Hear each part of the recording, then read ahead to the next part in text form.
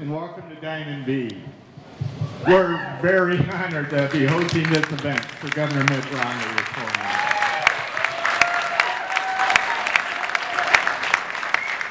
We gotta help this guy get reelected, or get elected, not really. Sorry. Wish it was reelected. Diamond B was founded by my grandfather almost 70 years ago, who believed a natural fermentation product would improve the digestive function and nutrition, which is key to animal health and performance. Diamond B's original line of yeast culture products have been trusted by producers around the world for almost 70 years. And with a continued focus on finding new and innovative ways to harness the benefits of fermentation, we will continue to be a leading manufacturer of safe and healthy products for customers around the world. You know, it's truly an honor to have the leading candidate for President of the United States come and share his vision and talk to us with him. The last time we had this opportunity was during the 2004 presidential election. Many of you will recall I had the opportunity to have a discussion about his tax cut proposal with President George W. Bush, who was in Cedar Rapids campaigning for re-election. I told President Bush if this tax cut passed, that Diamond B would create more investment in jobs than the federal government could do with those tax dollars. Businesses know how to create sustainable jobs, not government.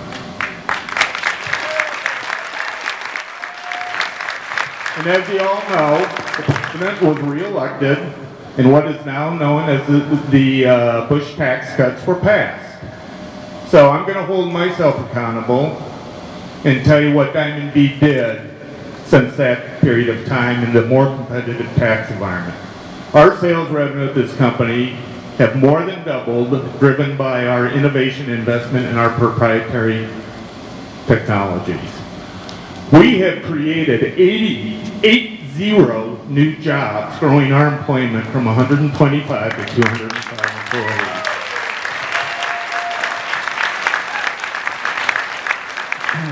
While we have grown our business globally, including China and Mexico, every one of our products that we sell around the world is made right here in Iowa, where we have invested over $50 million in facilities and equipment over the past several years.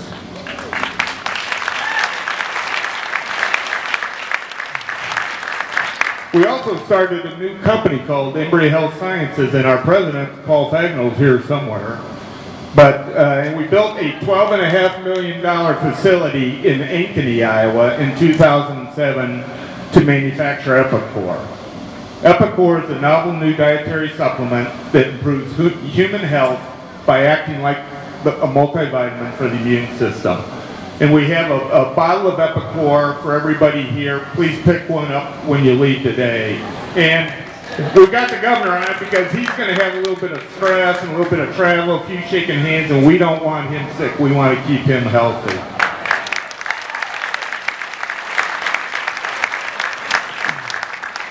Diamond B was a leader in recovering our plant and headquarters from the worst natural disaster to affect our community, resulting in over $5 billion in damages.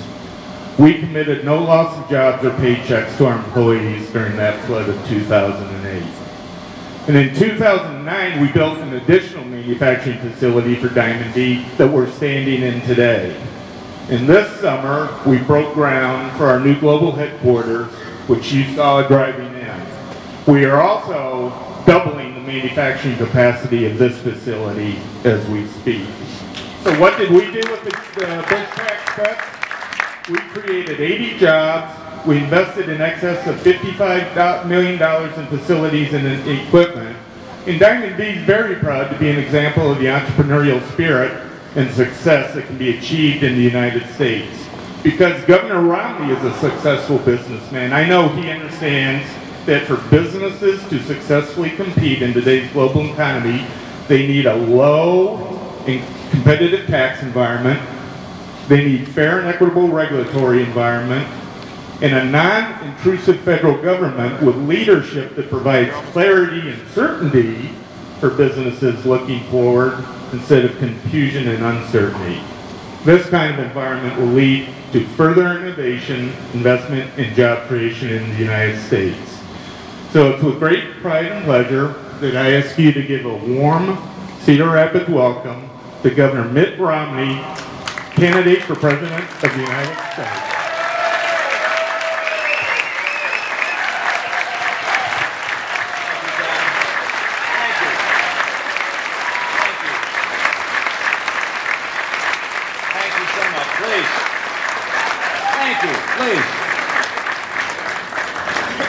Well, it's good to be back at Cedar Rapids again.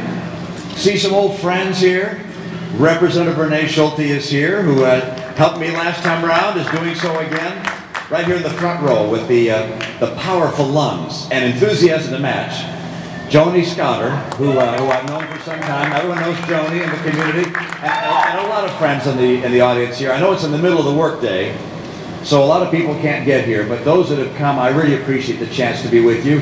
This is kind of a town meeting format, so I'm going to say a few things and then turn to you for questions that you'd like to ask, and we can have that discussion together. I'm going to begin by introducing the people behind me, who are much more interesting and better looking than I am. My wife of 42 years, Ann, almost 42 years.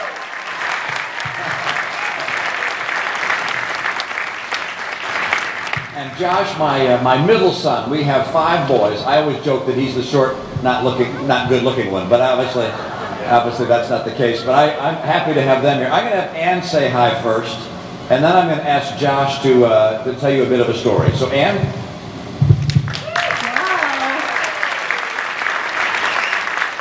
Wow, we love Cedar Rapids, and Joni, we love you, and we know your husband's ill, and we are just right here, hoping all is going to go well. We are here, and there's a debate tomorrow, and here we go again. I feel like this is an exciting time. I think people are starting to pay attention, and I hope they do, because they've got to figure something out, and that is, if Mitt Romney wins, America wins.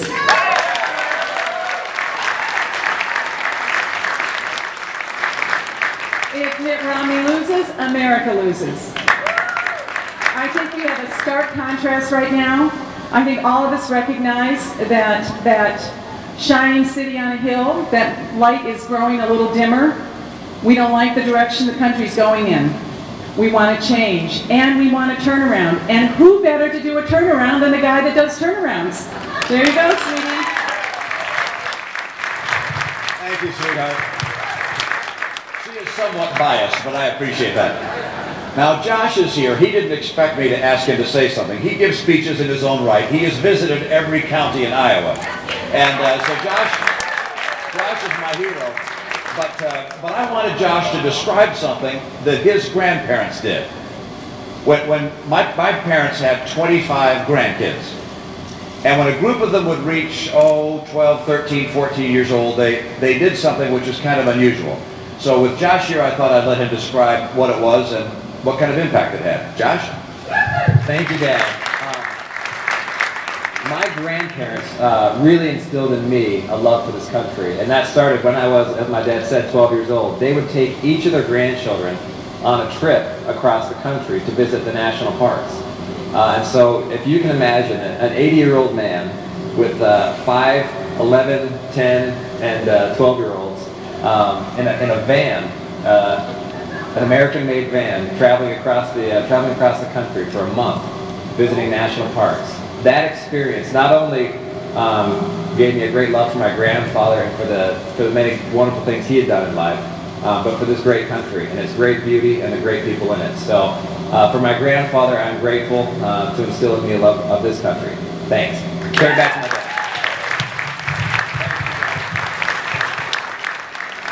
I wanted to begin with that story because I thought it was kind of unusual for grandparents to take grandkids for 30 days. I mean, this was the best babysitting we'd ever had. And they took them, as Josh said, from park to park to park. And he said, we fell in love with America. That was the whole idea. My parents wanted their grandkids to know the country, to see the plains, the mountains, the canyons, the sequoias, to see America. The rocks and rills, the templed hills, as they say. And Josh loves America, as do our other children. Now, I also knew that my parents were teaching my kids about the American spirit at the same time, what makes us a unique nation. Because as they would go from park to park, between the stops, Mom would read to them, or they'd hear stories about the founding of the country. I'd been on this trip myself when I was a boy. You see, they did the same thing with us. They took us from park to park, and Mom read from a book called Men to Match My Mountains. It was a book that described the character of the women and men that took the risk to build this extraordinary country. Just a week ago, a columnist in the New York Times, I don't always read the New York Times, but I happened to read this column, and the columnist said that America was founded as a merit-based society.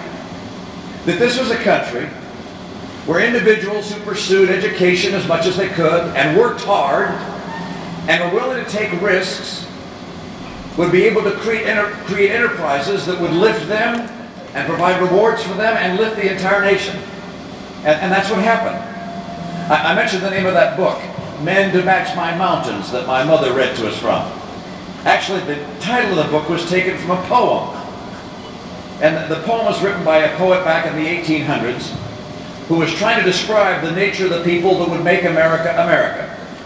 And the poem, I'll tell you the first 4 lines. I've just learned them. Even I can remember my 4 lines from that poem, and they go like this. Bring me men to match my mountains. Bring me men to match my plains. Men with empires in their purpose and new eras in their brains. The men and women of America would have empires in their purpose. And by that, not conquering other nations, but innovating, pioneering, building. What John's grandfather did. In his 50s, he came up with the idea of this nutritional supplement for animals.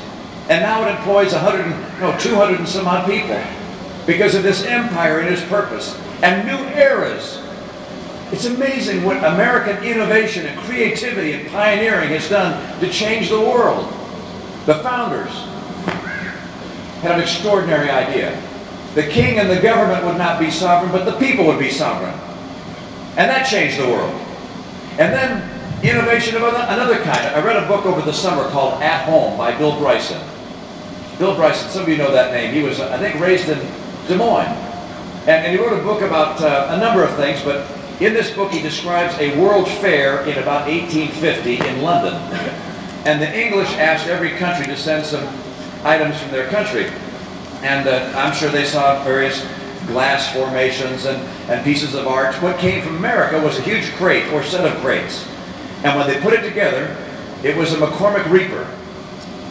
And the McCormick Reaper did the work of 40 people in processing grain. And that changed the world and brought in a new era. Because now we can feed the world by virtue of America, innovation, pioneering, empires in purpose that brought in new eras in the world. Then, of course, Henry Ford's and other industrialists that led to the Industrial Revolution. And of course, the new economy. Again, all these things coming from men and women in this country that took risk and worked hard. It's what makes America the economic engine that has made us the most prosperous in the world and the strongest nation in the world. And we've used our prosperity to provide for freedom for ourselves and to help provide freedom to others. No other nation on earth has done so much to provide freedom to others as the United States of America. It broke my heart to see our president go around the world and apologize for America. This, the greatest nation in the history of earth. I love this country, and I love the principles upon which it was founded. Now, I'm concerned that our president doesn't really understand that America. I'm concerned that our president means what he says when he says he wants to fundamentally transform America. There's nothing wrong with America that needs transforming. I want to restore America. I want to turn around America.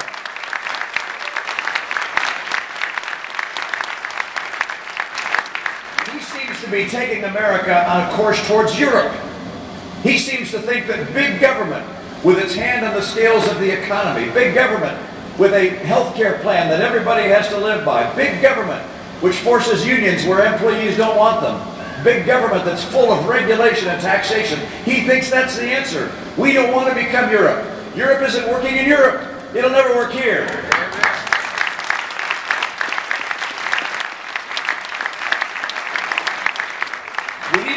president that doesn't want to make us more like Europe. We need a president that wants to make us more like America. We want to turn around this country and make it once again the job-creating economic engine it's always been. This has always been the best place in the world to be middle class. I want to help people in the middle class of America. How do you do that? Not by taxing people to death, not by having government try to guide our lives, but by unleashing the spirit of the American individual and citizen and enterprise, so that people with empires in their purpose, willing to educate themselves and work hard and take risks, can lift one another, just as this enterprise is doing today. I love the spirit of this country. I love what I learned with my parents as I was going from park to park. I love the recognition that men and women who have dreams can have them fulfilled in this country. And as they do, the rewards they reap are not just unto themselves, but unto all of us. Because we're employed by one another who've had these extraordinary dreams, and we've changed the world, and we'll continue to change the world. Not by becoming Europe, but by remaining America. This is a campaign about a very stark choice, in my opinion. Are we going to remain a merit-based society, or are we going to turn to become a European entitlement society? Are we going to have a president who believes in fundamentally transforming America into something else? Or are we going to have a president like me who will turn around America and restore the principles that made us great? I hope we choose that line of course.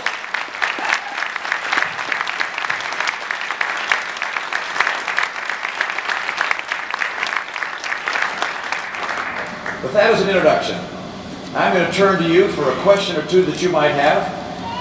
You can keep me here a long time. I want to shake hands with those of you that have come and maybe get a picture or two and sign an autograph or two. I see you've got something there, a picture. Oh yeah, oh there's a cap. Now wait a second. That's already got a lot of signatures on it. Let's see, who's on this hat? There's Rick Santorum. There's Sarah Palin. There's Mike Huckabee. This hat's been around, hasn't it?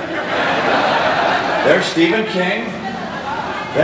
Some of these guys you can't read their signature. That's not a sure sign to stay in. Oh, there's somebody that says CBS News, Ron Paul, yeah, Michelle Bachmann, Herman Cain, and then in the center is a great big steer, all right, from the Iowa State Fair. I will sign the steer in just a moment. Thank you.